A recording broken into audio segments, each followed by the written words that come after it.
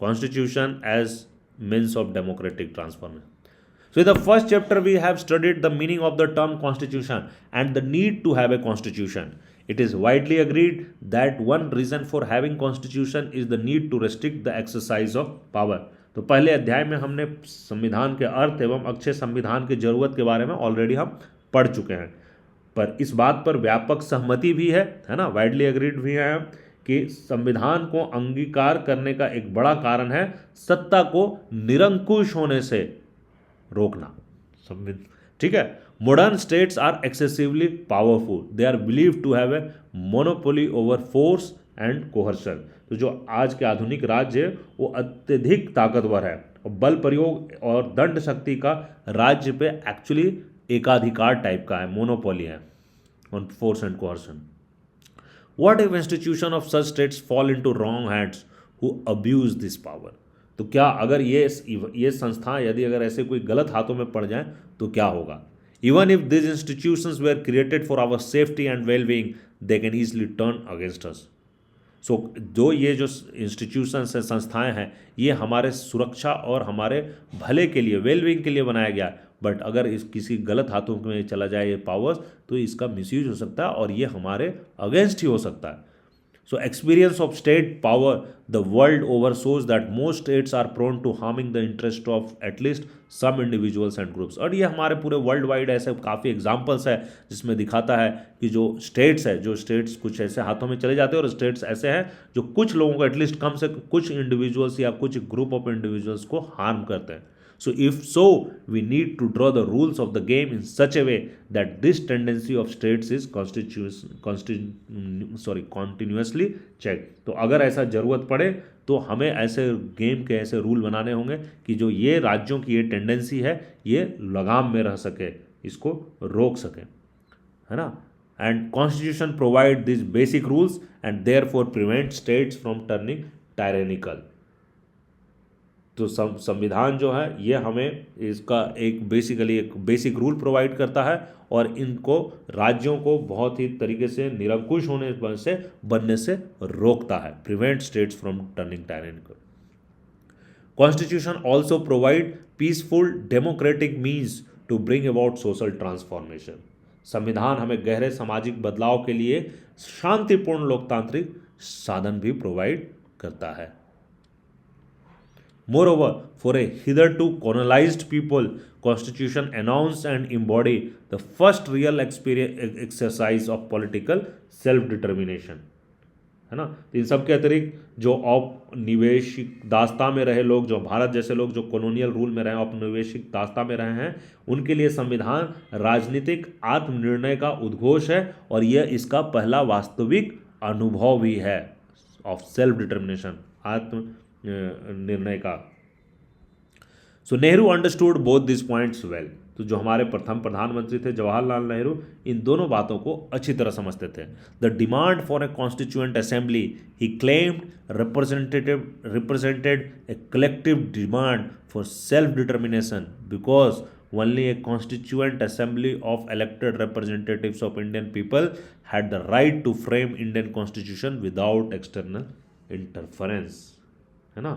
So basically जो नेहरू जी का ये समझ था कि संविधान सभा की जो मांग पूर्ण आत्मनिर्णय की सामूहिक मांग का प्रतिरूप है, क्योंकि सिर्फ भारतीय जनता के चुने हुए प्रतिनिधियों से बनी संविधान सभा को ही बगैर बाहरी हस्तक्षेप के भारतीय संविधान बनाने का अधिकार है। सो विदाउट एक्सटर्नल इंटरफेरेंस जो बनाने का अधिकार अगर है किसी को तो वह ऐसे कॉन्स्टिट्यूएंट असेंबली का जिसका रिप्रेजेंटेटिव्स इंडियन पीपल हो। दूसरी, second he argued the constituent assembly is not just a body of people और a gathering of able lawyers, rather it is a nation on the move, throwing away the shell of its past political and possibly social structure and fashioning for itself a new garment of its own making, है ना। तो दूसरे नेहरू जी की दलील थी कि संविधान सभा सिर्फ जन प्रतिनिधियों अथवा योग्य वकीलों का जमावड़ा नहीं है ना, बल्कि क्या है, रेदर ये स्वयं में राह पर चल पड़ा एक राष्ट्र है, नेशन ऑन द मूव, राह पर चल पड़ा एक राष्ट्र है जो अपने अतीत के राजनीतिक और सामाजिक ढांचों के खोल से निकलकर अपने बनाए गए, है ना, so coming out of the shell of the past political and social structure, है ना, का और बनाए गए आवरण को पहनने की तैयारी कर रहा, fashioning it self into a new garment of its on making, है ना। सो अपने निकल पुराना राष्ट्र के जो पुराने पास्ट के खोल है उससे निकलकर अपने बनाए गए नए आवरण को पहनने की तैयारी कर रहा है। Indian Constitution was designed to break the shackles of the traditional social hierarchies and to usher in a new era of freedom, quality and justice. So भारतीय संविधान का निर्माण परंपरागत सामाजिक जो ऊंच नीच के बंधन है ना, ट्रेडिशनल सोशल हायरार्कीज है, को तोड़ने और स्वतंत्रता, समता और न्याय के नए युग में प्रवेश के लिए हुआ है। So this approach had the potential of changing the theory of constitutional democracy altogether. इस नजरिए से संवैधानिक लोकतंत्र के सिद्धांत को पूरी तरह से बदल रख देने की क्षमता है। According to this approach, constitutions exist not only to limit people in power, but to empower those who traditionally have been deprived of it. सो इस नज़रिए के अनुसार संविधान की मौजूदगी सत्ताहीन लोगों की शक्ति पर सिर्फ अंकुश ही नहीं लगाती है, ठीक है, not only to limit the power of, है ना, जो सत्ताधीन लोग हैं उसके सिर्फ उस पर सिर्फ अंकुश ही नहीं लगाती है, बट ऑल्सो, है ना, पर सत्ता से दूर रह रहे उनका सशक्तिकरण भी करती है। तो जो डिप्राइव्ड हैं सत्ता से उनको एम्पावर भी करती है, सशक्तिकरण भी करती है। So constitutions can give vulnerable people the power to achieve collective good. So संविधान कमजोर लोगों को उसका वाजिब हक एक सामुदायिक रूप से हासिल करवाने की ताकत देता है। So next topic is why do we need to go back to the Constituent Assembly?